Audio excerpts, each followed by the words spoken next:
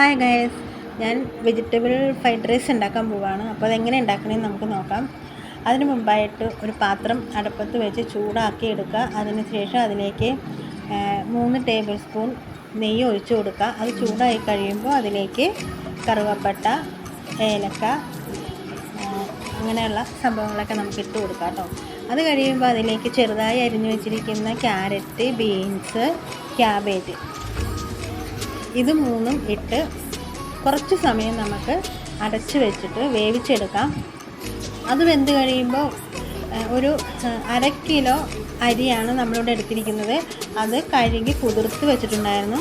അത് അതിലേക്കിട്ട് നന്നായി മിക്സ് ചെയ്യുക. ആവശ്യത്തിന് ഉപ്പിട്ട് കൊടുക്കുക. എന്നിട്ട് നന്നായി മിക്സ് ചെയ്ത് കൊടുത്തതിന് ശേഷം 1/2 കിലോ അരിക്ക് നമ്മളൊരു 1 ലിറ്റർ വെള്ളമാണ് നമ്മൾ എടുത്തേക്കുന്നത്. അത് തിളപ്പിച്ച് അതിനകത്തേക്ക് ഒഴിച്ചു കൊടുക്കാം. അരി മൂടി നിൽക്കുന്ന വിധത്തിൽ നമ്മൾ വെള്ളം ഒഴിച്ചു കൊടുത്തിട്ടുണ്ട്. അതിനുശേഷം നമുക്കത് അടച്ചു വെച്ച് നന്നായിട്ട് വേവിച്ചെടുക്കാം. അപ്പോൾ നമ്മുടെ വെജിറ്റബിൾ ഫ്രൈഡ് റൈസ് റെഡി ആയിട്ടുണ്ട്.